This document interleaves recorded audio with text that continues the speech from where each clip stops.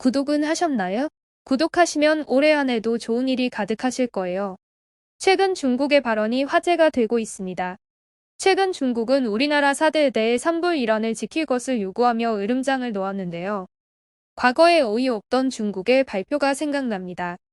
6.25 전쟁은 한반도에서 남북 쌍방 간에 발생한 내전에 속한다. 2020년 10월 25일 중국 공산당 천년 조직인 공천당에서 발표한 공식 입장입니다. 중국은 외교부부터 공산당 정부까지 다들 이렇게 주장하는데요.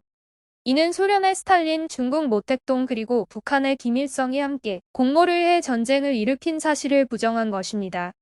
우리는 이미 1993년 러시아 초대 대통령 옐친으로부터 건네받은 급기문서를 통해 북한과 중국, 소련 3국이 남침 계획을 수립했다는 것을 알고 있습니다. 이것뿐만 아니라 내정 간섭과도 같은 중국의 사드 발언에 우리나라 공식 입장은 이러했습니다. 사드는 북한의 핵 미사일로부터 우리 국민의 생명과 안정을 지키기 위한 자위적 방어 수단이며 안보 주권 사항이므로 결코 협의 대상이 될 수 없다라고 강한 반응을 보였는데요. 그 후 이번 달 12일 중국 왕이 외교부장은 한국의 안보 이익을 중시한다는 전과 다른 태도의 발언을 했습니다. 이는 중국이 한국을 더 이상 압박만 해서 원하는 걸 얻을 수 있는 나라가 아니라 동반자로서 인식을 했기 때문이라고 보여집니다. 그런데 왜 중국은 우리나라에 사드 배치하는 것을 두려워하는 걸까요? 아마도 그건 우리나라는 옛부터 동이족이라고 불릴 만큼 활로서 대표되는 민족이기 때문입니다. 올림픽에서도 양궁이라는 종목에서 항상 우수한 성적을 거둘 만큼 우리 민족은 활의 유래가 깊습니다. 이렇듯 과거부터 활을 잘 사용하는 우리나라는 현재 군사기술에서도 그 영역을 독특하게 나타내고 있습니다.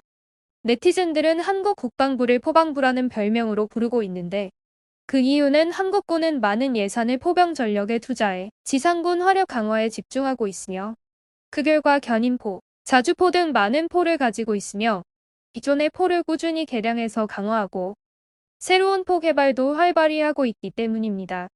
현재 한국군은 포병 전력만큼은 미국이나 러시아와 같은 군사적 강대국과 어깨를 나란히 할 정도로 뛰어난 수준이라고 합니다. 최근 한국 방산업체들은 폴란드 정부의 국산 무기인 FA-50 48대와 K2 흑표 전차 980대 그리고 K9 자주포 648대를 도입한다는 계약을 체결했습니다. 마리우시 보아슈차크 폴란드 국방부 장관은 계약 체결식에서 폴란드의 지하 공중 전력을 보강해야 했는데 모든 것을 고려했을 때 한국 무기 체계가 가장 적합했다. 또한 K9 자주포의 경우 기술을 인정받고 있어 빠른 도입을 결정하게 되었다라고 말했습니다. 이 계약은 10조 원대를 넘을 것으로 추산됩니다. 다시 한번 우리나라의 우수한 기술력을 전 세계에 알린 계약이라고 생각합니다. 우리나라는 군사력 지수에서 197개국 중 6위에 오를 만큼 강한 나라입니다.